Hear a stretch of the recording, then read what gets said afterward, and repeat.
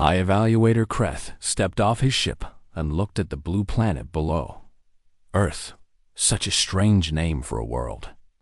His scales clicked together as he walked down the ramp, a sound that meant he was not impressed.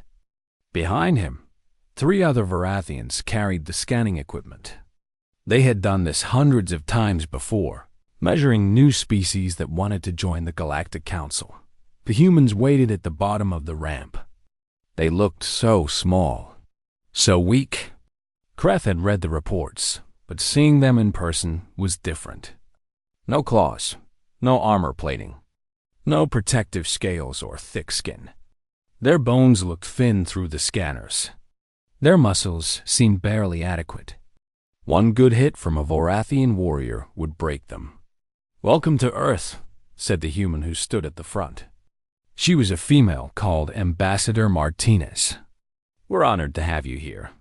Kreth made a polite gesture with his upper arm. "We shall begin the evaluation immediately. Time is valuable." The humans led them to a facility they called a gymnasium. Inside, they had prepared several tests. Kreth watched as human after human attempted to match the basic physical requirements for council membership. They lifted weights that seemed heavy for them, but would be light for a Varathian child. They ran at speeds that were acceptable, but not impressive. They struck punching devices that measured force, and the numbers made Kreth's assistant actually laugh out loud. "This is their best?" The assistant whispered in their own language. Kreth did not answer. He simply recorded the data. Numbers did not lie. Humans were weak. Their reaction time was slow. Their strength was minimal.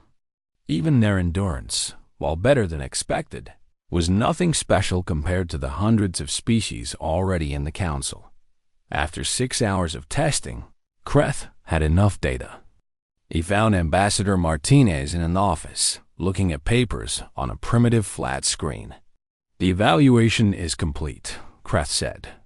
"I must be honest with you. Your species does not meet the minimum physical requirements for council membership." Martinez's face did something strange. Her mouth curved downward. Humans called this a frown. It meant sadness or disappointment. "We understand we're not the strongest," she said. "But we have other qualities. Our problem-solving abilities, our creativity, those factors are not measured in the primary evaluation," Kreth interrupted. "Physical capability determines survival in the galaxy. The universe is dangerous. Species that cannot defend themselves do not last long." "We've lasted this long," Martinez said quietly. Kreth felt something like pity. "Your world is isolated. You have faced no real threats. But the galaxy is full of species that would see you as prey. The Kresh swarm alone would overrun your colonies in days." Martinez stood up. She was tall for a human, but still shorter than Kreth. "We're already losing colonies to raiders. That's why we need the Council's protection. There must be some way we can prove ourselves." Kreth thought about this. The Council had rules for species like humanity. Weak species could earn provisional membership through labor. It was not kind, but it was practical. The Council needed workers for difficult jobs in difficult places. "There is one option," Kreth said. "We have mining facilities that require labor. The work is hard.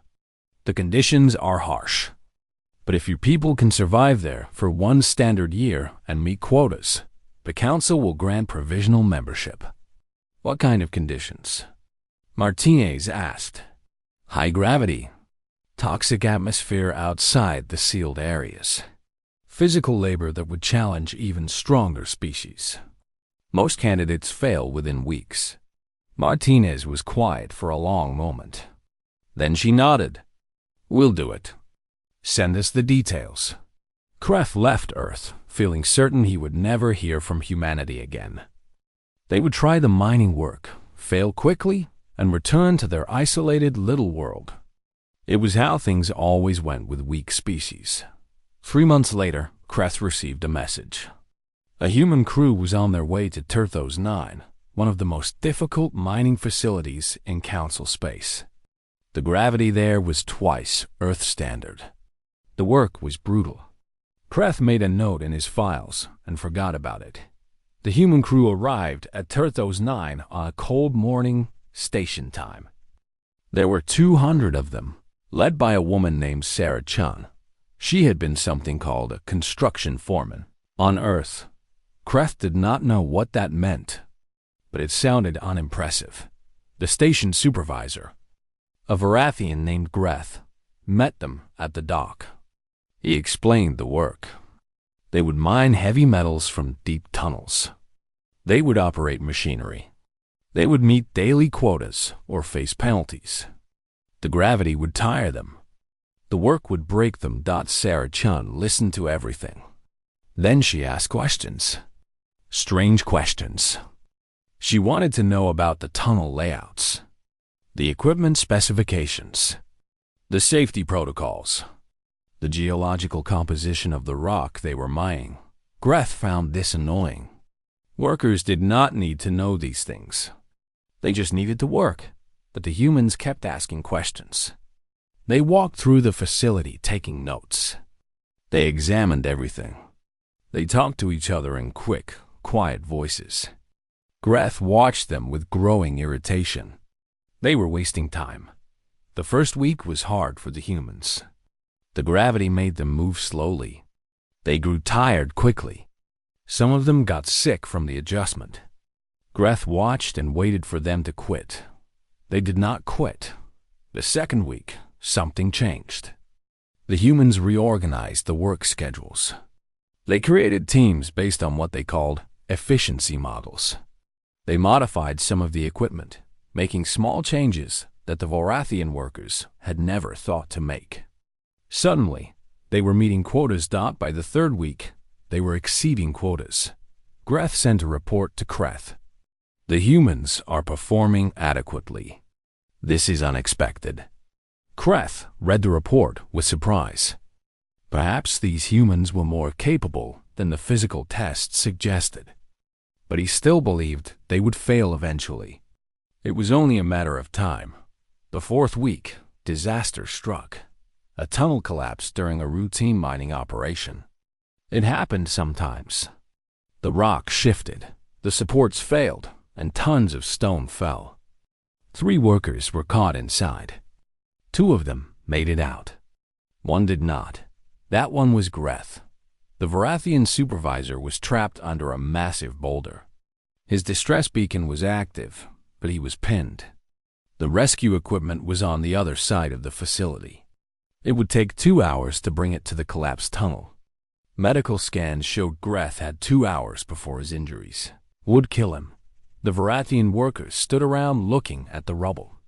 There was nothing they could do. They would wait for the equipment. The humans did not wait. Sarah Chun organized them quickly. She studied the collapse, pointing at different rocks and giving orders. The humans moved into the rubble with tools and cables. They worked together in ways Greth had never seen. One would lift while another pushed. They used leverage and physics in something that looked like desperation. 30 minutes later, they pulled Greth out from under the boulder. The Varathian supervisor was badly injured, but alive. As the medical team took him away, he looked back at Sarah Chun with his large eyes. He tried to speak, but could not. She just nodded at him. Later, when Greth recovered enough to talk, he sent another report to Kreth. This one was different. These humans, Greth wrote, are not weak. We have been measuring the wrong things. Kreth arrived at Turthos 9 6 months after the tunnel collapse. He told himself it was a routine inspection, but that was not entirely true. He had been thinking about Greth's report. He had been thinking about the humans. He needed to see for himself what was happening at the mining facility. The station looked different. Kreth could not immediately identify what had changed, but something felt wrong. Or perhaps not wrong, just different. Greth met him at the docking bay. The supervisor had recovered from his injuries. though he now walked with a slight limp. "Hi, Evaluator. Welcome back to Turthos 9. Your reports have been unusual," Greth said.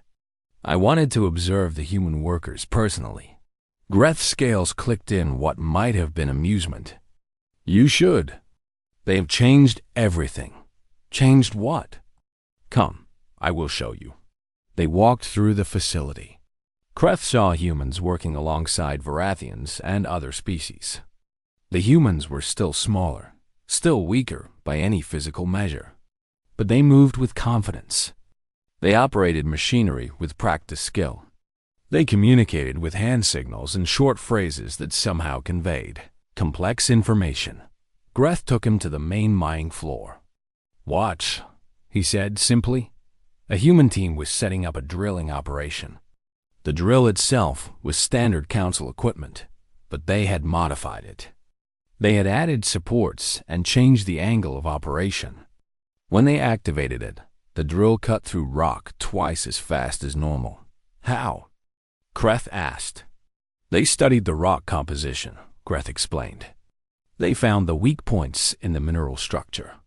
They adjusted the drill frequency to match. It is more efficient. Why did our engineers not do this?" Greth's scales clicked again. "Our engineers followed the standard procedures. The humans questioned everything. They asked why we did things certain ways.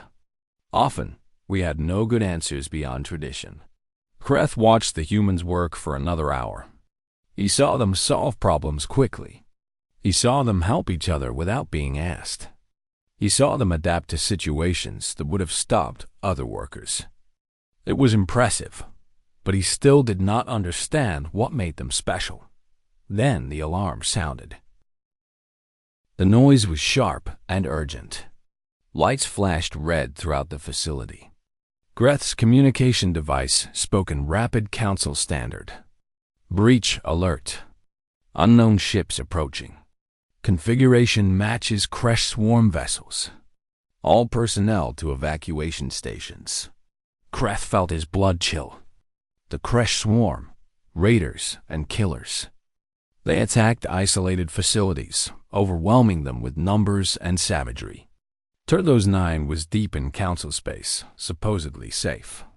But the swarm did not follow rules. How many ships? Greth demanded into his communicator. 15. Maybe more. They are jamming our long-range communications. Send the distress signal on all frequencies. Begin evacuation procedures. Greth and Greth hurried to the command center. Other supervisors were already there, coordinating the evacuation. The plan was simple. Get everyone into the reinforced core of the facility. Seal the blast doors. Wait for the council fleet to arrive. How long until rescue? Greth asked. 3 days, said the communication officer. The distress signal got through before the jamming started. 3 days. Greth looked at the tactical display. The Kresh ships were closing fast. They would breach the facility in less than an hour. We have 47 security personnel, Greth said. The facility was not built for defense. We will hold the core as long as possible. Sarah Chun entered the command center. She was dirty from work, her face streaked with dust. We heard the alarm. What's happening? Kresh swarm, Greth said. You need to get to the evacuation point with the other workers. And then what? We wait 3 days while they try to break in? The core is reinforced. It should hold. Chun looked at the tactical display. Her eyes moved across it quickly, taking in information. They'll cut through eventually. The Kresh are known for that. They'll breach the core within a day, maybe less. We have no choice, Greth said. Yes, we do, Chun said. She turned to the communication officer. Can you contact all human workers? Yes, but do it. Tell them to report to Assembly Point 7. And tell them to bring their tools. Greth watched as Chun left the command center. What is she doing? I do not know, Greth admitted. But I learned something about humans. When they get that look on their faces, something interesting happens. The crash ships arrived 40 minutes later. They did not negotiate or communicate. They simply attached to the facility's outer hull and began cutting through. The sound of metal screaming echoed through the corridors. In the command center, Kreth watched the security feeds. The crash were entering through 5 different breach points. They were large creatures, heavily armored, with multiple arms ending in blade-like appendages. They moved in groups, killing anything they found. But something was wrong. The crash were not finding much resistance. The facility seemed almost empty. Only a few security personnel fought them, and those fights were brief. The crash pushed deeper into the station, following the path to the facility core where everyone should be hiding. Then the first crash group reached Corridor 7. The explosion was massive. The security feed went white, then black, then showed only debris and crash bodies. What was that? Kreth demanded. The security officer checked his systems. Mining explosives. Looks like someone placed shaped charges in the corridor. Another explosion. Then another. The crash were pushing forward, but each corridor they entered became a death trap. Charges detonated. Support beams fell. Sections of the facility vented into space, sucking crash warriors into the void. Where are the humans? Kreth asked. Kreth pointed to different security feeds. There, and there, and there. The humans were everywhere. They were not running or hiding. They were fighting, but not the way Varathian warriors fought. They were not meeting the crash head-on in combat. Instead, they were using the facility itself as a weapon. Kreth watched as a human team sealed a blast door, trapping a group of crash in a section. Then they opened that section to space. He watched as another team used industrial loaders as mobile barricades, the heavy machinery absorbing crash attacks while humans fired mining tools converted into weapons. Sarah Chun appeared on a feed. She was directing a group of humans and Varathian workers. They were collapsing a tunnel behind themselves, blocking a crash advance. When a crash warrior broke through anyway, Chun shot it with something that looked like a welding torch modified to fire metal spikes. The battle continued for hours. The crash kept pushing forward. They were savage and strong and seemingly endless. But the humans made them pay for every meter. They turned the facility into a maze of death. They used gravity against the attackers, rooting them into high-gravity sections where they moved slowly. They used the environmental controls to pump toxins into corridors. They used everything. Kreth saw a human man lose his arm to a crash blade. The man screamed, then grabbed a plasma cutter with his remaining hand and cauterized his own wound. Then he kept fighting. These humans are insane, Kreth said. No, Kreth replied quietly. They are determined. There is a difference. By the time the Council fleet arrived 3 days later, the crash assault had failed. 80 human workers were dead. 40 more were injured. But they had protected everyone else in the facility. Every Varathian.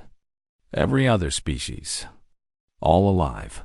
Kreth walked through the facility after the battle. The humans were cleaning up, treating wounded, repairing damage.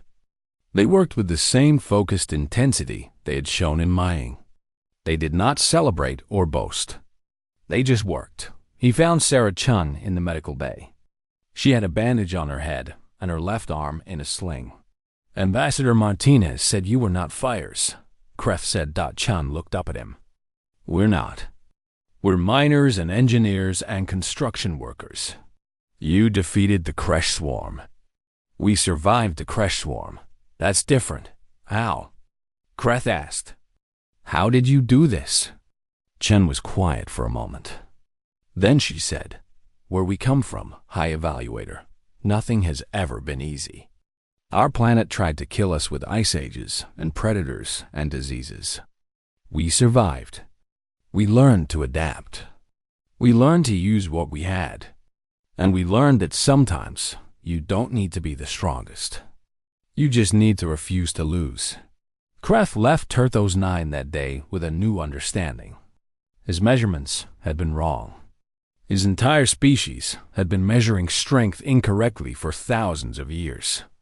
They had looked for claws and armor and physical power. But humans had something different. Something that could not be measured by scanners. Something that made them far more dangerous than any crash. Warrior. They had the absolute refusal to give up. The emergency session of the Galactic Council convened 3 days after Kreth returned from Turthos 9. Representatives from 200 species filled the grand chamber, their various forms creating a rainbow of colors and shapes under the dome. Kreth stood at the center podium, feeling the weight of thousands of eyes upon him. High Evaluator Kreth, said Council Chair Zorath, an ancient being whose species had founded the Council millennia ago. You have requested this emergency session. The Council recognizes you. Kreth activated the holographic display. Images from Turthos 9 appeared in the air above him. Damaged corridors. Crash bodies. Human workers fighting with improvised weapons. 6 months ago, I evaluated humanity for Council membership. I classified them as Category 7, non-viable for standard integration. I was wrong. Murmurs rippled through the chamber. A Varathian admitting error was unusual. Doing so publicly was almost unheard of. 3 days ago, a Kresh swarm fleet attacked Turthos 9. 15 ships. Over 300 warriors. The facility had minimal military assets. By all calculations, everyone inside should have died. But 200 human workers, untrained in combat, defended the facility successfully. They did this with mining equipment and improvisation. The images changed, showing the tactical breakdown of the battle. Council members leaned forward, studying the data. A Kaldorian representative, his tentacles waving in agitation, spoke up. Surely this is exaggerated. The Kresh swarm has overrun military installations with trained soldiers. How could civilian workers defeat them? I witnessed the aftermath myself, Kreth said. I reviewed all security footage. The humans did not defeat the Kresh through superior strength or firepower. They defeated them through strategy, adaptation, and something I can only describe as stubborn persistence. This proves nothing, said a Drexian representative, her scales glittering under the lights. One lucky victory does not qualify a species for council membership. The physical requirements exist for good reasons. Then, let me present additional evidence. Kreth said. He spent the next hour showing the council everything he had learned about humanity. Their history of survival on a death world. Their technological advancement despite physical limitations. Their ability to work together under impossible circumstances. Their refusal to surrender even when logic demanded it. When he finished, the chamber was silent. Finally, Zorath spoke. What are you proposing, High Evaluator? I am proposing that we have been measuring species incorrectly. We have prioritized physical capability over adaptability. Raw strength over problem-solving ability. Individual prowess over collective action. Humanity has shown us that there are different kinds of strength. Poetic, said the Drexian representative, but impractical. The galaxy is dangerous. Pretty words do not stop Kresh warriors. Neither did our military forces, Kreth replied quietly. The Kresh attacked 7 council installations in the past year. 6 fell within days. The 7th, defended by untrained human workers, repelled them. The data speaks for itself. Even so, Zorath said, one incident cannot justify rewriting classification standards that have served the Council for millennia. Then send evaluators to Earth, Kreth said. Study humanity properly. Not just their physical capabilities, but their history, their culture, their methods. If I am wrong, we lose nothing. If I am right, we gain a species that could change how we understand strength itself. The council debated for hours. Some representatives supported Kreth. Others argued against changing ancient traditions. But eventually, they voted. A research mission would be sent to Earth. Full evaluation. 6 months of study. Kreth left the chamber exhausted. He had done what he could. Now others would determine humanity's fate. The research mission arrived at Earth 4 weeks later. It consisted of specialists from a dozen different species. Xenobiologists, historians, cultural analysts, military strategists. They came expecting to find a marginally interesting species that had gotten lucky against the crash. What they found changed everything. Dr. Tallis was a Melodian xenopsychologist. Her kind known for their analytical minds and lack of emotional bias. She spent 3 months studying human history, and what she discovered disturbed her in ways she had not expected. Earth was a nightmare world. The planet had survived countless extinction events. Ice ages that should have killed all complex life. Meteor impacts. Volcanic eruptions that blackened the sky for years. Yet life persisted, adapted, evolved. And humans, the planet's dominant species, were perhaps Earth's cruelest creation. They had no natural weapons. No armor, no venom or claws or protective shells. They were born helpless, requiring years of care to reach maturity. By every measure, they should have been prey animals, hunted to extinction by the massive predators that shared their world. Instead, they became the apex predator. Tallis studied human evolution with growing fascination. She learned how they had developed persistence hunting, chasing prey for days until the animals collapsed from exhaustion. She learned how they had domesticated wolves into dogs, forming an alliance with another predator. She learned how they had created fire, the first species on Earth to control that element. But it was human history that truly amazed her. They had survived an ice age, with nothing but animal skins and stone tools. They had crossed oceans on wooden ships, not knowing what lay beyond the horizon. They had built civilizations in deserts and jungles and frozen wastelands. They had created art and music and literature. They had split the atom and sent machines to other planets. And they had done it all while constantly fighting each other. Human history was a catalog of wars. They fought over territory, resources, beliefs, and sometimes for reasons that seemed completely irrational. They had created weapons of horrifying efficiency. They had nearly destroyed themselves multiple times, yet they had also created the concept of human rights. They had built institutions to promote peace. They had developed medicine and science and philosophy. They were simultaneously the most violent and most compassionate species Tallis had ever studied. She wrote in her report, "Humanity is a paradox. They are individually weak but collectively unstoppable. They are violent yet capable of great kindness. They are illogical yet brilliant.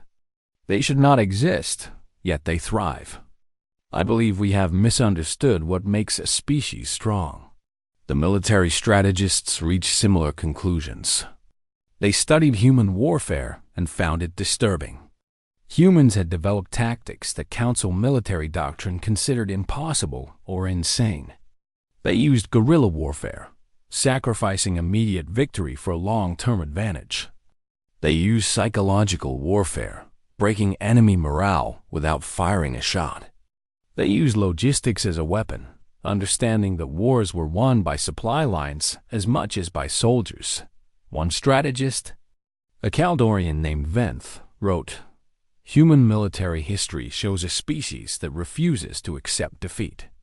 They have lost battles, campaigns, even wars, yet they persist. They learn from failure. They adapt. They improvise. In every military simulation I have run, human-style tactics outperform our standard approaches in unconventional scenarios." The council reconvened 6 months later to hear the research mission's findings. The reports were extensive, detailed, and unanimous in their conclusion. Humanity was unlike any species the Council had ever encountered. Zorath reviewed all the data personally. Then she summoned Kreth to her private chambers, a great honor for a high evaluator. "You were right," Zorath said simply. "We have been measuring incorrectly. What will the Council decide?" "That is not yet certain. There is resistance. Many believe that changing our classification system based on one species sets a dangerous precedent." "And what do you believe?" Kreth asked. Zorath was silent for a long moment. She was old, even by her species' standards. She had guided the Council for 3 centuries. She had seen countless species rise and fall. "I believe," she said finally, "that the galaxy is changing. The Kresh swarm grows bolder. The outer reaches are becoming unstable. We face challenges that our traditional military forces struggle to counter. Perhaps we need a different kind of strength. So humanity will be accepted? Full Council membership. Category 1 classification. And something more. I want humans integrated into our military command structure. I want them training our forces. I want them showing us their methods." Kreth felt his scales click in surprise. "The other Council members will protest." "Let them," Zorath said.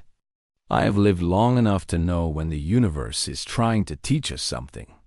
Humanity is that lesson. We ignored them because they were weak.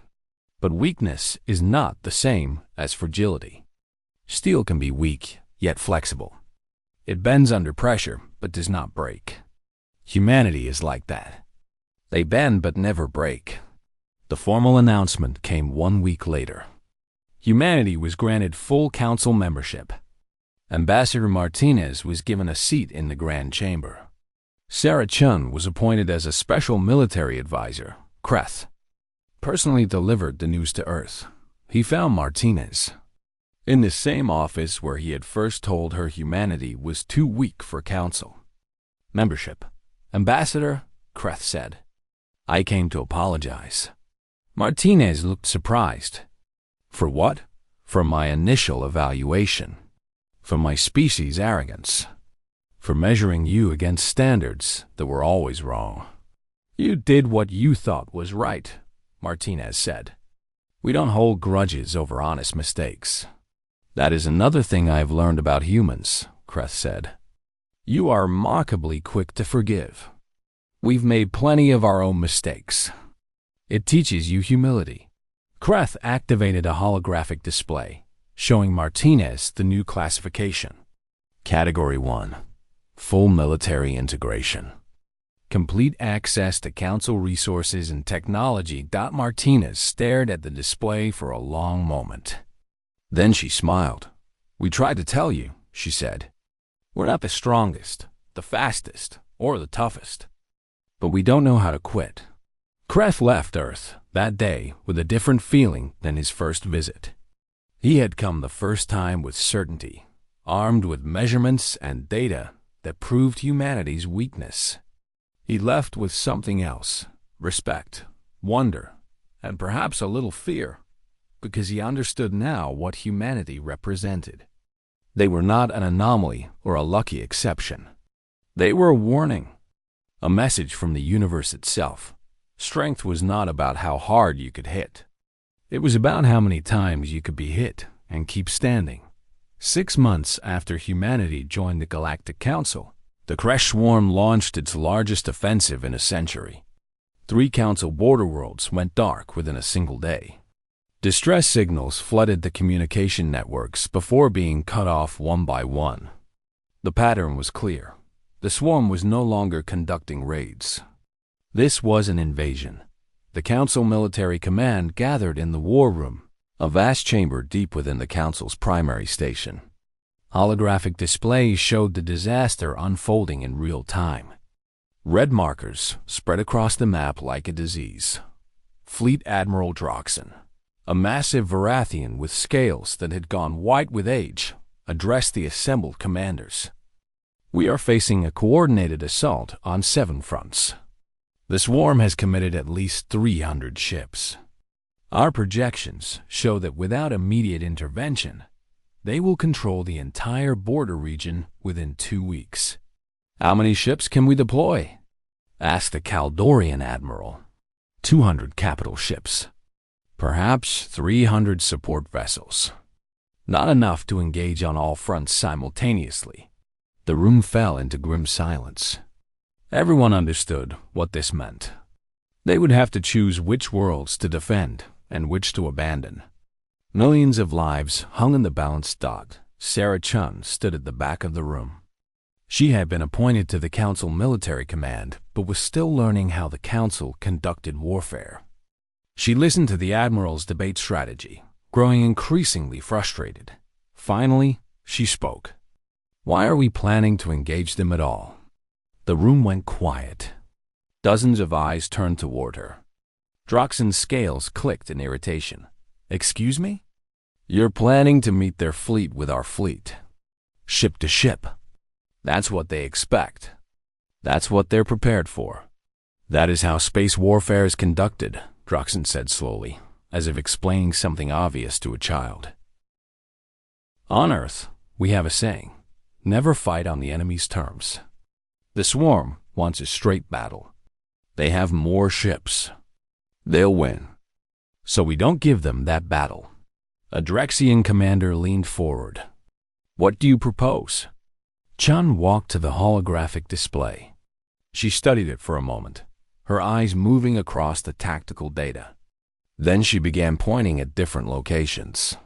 The Swarm moves in concentrated fleets. They overwhelm defenses through sheer numbers. But that means their supply lines are stretched thin. Here, and here. These are their logistics hubs. Small stations where they refuel and rearm. Those stations are heavily defended, Droxen said. Not against the kind of attack I'm suggesting. We don't engage their fleets. We hit their supply infrastructure. Fast strikes. Small teams. Destroy their fuel depots. Sabotage their weapons storage. Make it impossible for them to sustain their offensive. That is not warfare, Droxen protested. That is guerrilla tactics. Yes, Chun said simply. It is. The debate lasted for hours. Council military doctrine had been developed over thousands of years. It emphasized direct engagement, overwhelming force, and honorable combat. Chen's suggestions violated nearly every principle they held sacred, but the alternative was losing 7 worlds. Eventually, Fleet Admiral Droxen made his decision.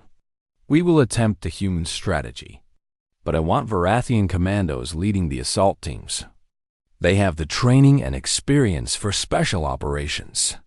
With respect, Chun said, I suggest mixing Varathian commandos with human volunteers. We've done this kind of operation before. We can teach your people our methods. Droxen's scales clicked skeptically. Humans are not soldiers. Neither were the miners on Turthos 9. They still beat the Swarm.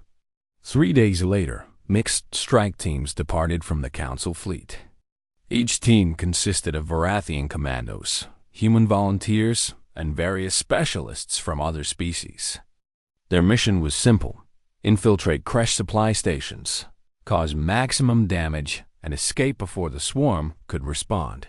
Chun led one of the teams personally.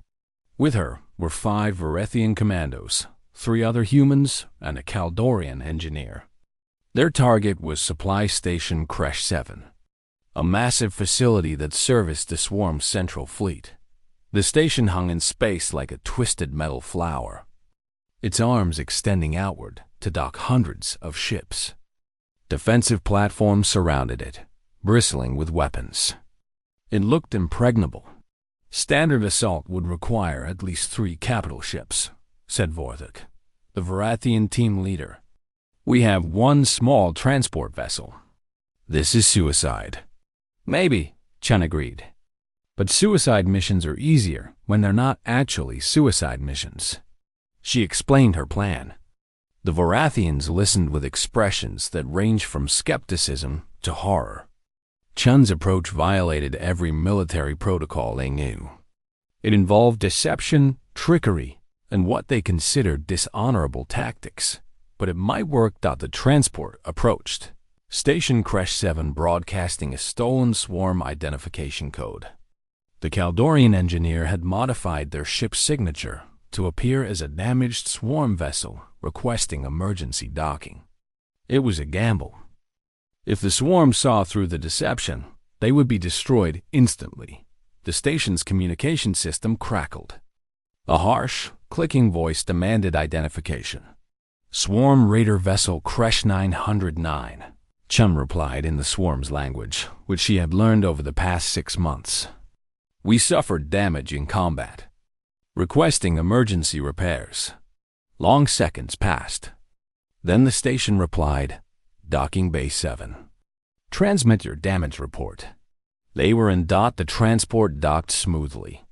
Chun and her team disembarked wearing stolen swarm armor. The disguises were crude, but swarm warriors rarely paid attention to individuals. They operated as a collective, each warrior a disposable unit. The team split into 3 groups. The Vorathian commandos would sabotage the station's main reactor. The Caldorian engineer would corrupt the fueling systems. Chun and the other humans would access the station's control systems and lock down its defenses. Chun moved through the station's corridors with forced confidence. Swarm warriors passed by without giving her a second glance. The armor was uncomfortable and smelled terrible, but it worked. She reached the control center and found it guarded by 4 warriors. This was the tricky part. She could not fight 4 swarm warriors simultaneously. Even with weapons, she would lose Dodd, so she did not fight them. She activated a small device the Caldorian engineer had given her. It emitted a signal that mimicked a priority alert from the station's command structure. The guards' communicators all activated at once, ordering them to report to Docking Bay 3 immediately. The warriors left without question. The swarm did not encourage independent thinking. Chun entered the control center and accessed the primary terminal. The swarm's computer systems were surprisingly primitive. They relied on brute force rather than sophistication. She inserted a data spike that began corrupting the station's defensive protocols. Her communicator buzzed. Vorthic's voice came through. "Charges placed on reactor. Ready to execute." "Wait for my signal," Chun replied. She worked quickly, but carefully. The virus needed time to spread through the station systems. Too fast, and they would be caught. Too slow, and the swarm might detect the intrusion. Minutes passed like hours. Finally, the data spike confirmed. The virus had infected 87% of the station's systems. "Good enough. All teams, execute now," Chun ordered. The Vorathians detonated their charges. The station's reactor did not explode. That would have been too dangerous even for them. But it shut down completely. Emergency lights activated throughout the facility. Alarms sounded. The Caldorian engineer released his corrupted code into the fueling systems. Every fuel line in the station ruptured simultaneously. Toxic fuel sprayed into corridors, causing secondary explosions and fires. Chun locked down the defensive platforms and then destroyed the control terminal. The station was blind, crippled, and unable to call for help. "Extraction point now," she ordered.